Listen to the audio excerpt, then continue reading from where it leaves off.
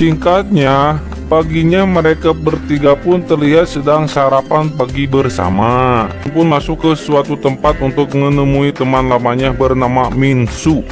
Tak lama setelah itu, Hyun pun pergi ke sebuah tempat karaoke untuk melamar pekerjaan di sana. Hyun pun akhirnya diterima kerja di sana, dikarenakan di tempat itu sedang membutuhkan seorang karyawan. Sesaat setelah itu, Hyun disuruh untuk memeriksa sebuah kamar di sana. Tiba-tiba saja seorang betina datang dengan keadaan mabok. Saat Hyun sedang membersihkan kamar tersebut, terlihat si Yongsu merayu dan menggoda si Hyun.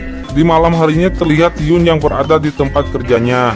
Di sini, Yongsu pun menjadikan Hyun sebagai pelayan pribadinya, di mana ia menyuruh si Hyun untuk memijatnya dan menyuruh mengantarkan dia pulang. Esokan harinya, Hyun pun pergi dan makan-makan bersama dengan teman-temannya di sebuah warung. Dan ternyata salah satu wanita di sana adalah bekas pacarnya si Hyun. Setelah selesai makan dan minum-minum bersama, terlihat si Hyun membawa mantannya itu yang sedang mabok berat. Lalu Hyun pun membawa cewek itu ke rumahnya. Akan tetapi, Hyun tidak tahan dan tergoda mantannya itu. Dan pada akhirnya, Hyun pun mencicipi liang mantannya itu. Dan dari sinilah, mereka pun semakin dekat dan semakin akrab.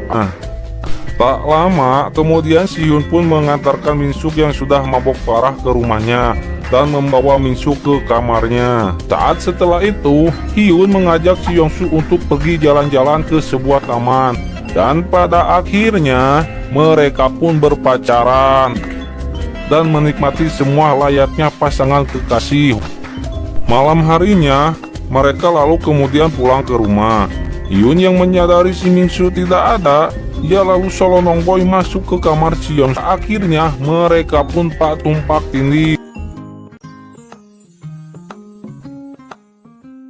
Terlihat si Yongsu yang sedang masak di dapur. Namun tiba-tiba saja Hyun datang dan langsung merobek liang cipapangnya. Dan pada akhirnya mereka juga pun beradu kelamin. Pada akhirnya mereka pun semua makan berjamaah.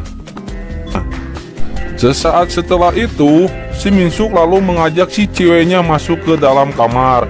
Dan pada akhirnya mereka pun langsung beradu kelamin. Ngeteyep masuk ke kamarnya si Yongsu.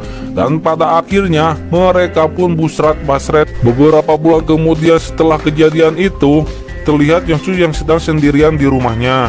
Di sini ia terlihat senyum-senyum sendirian sambil mengingat masa-masa indah bersama dengan si Hyun.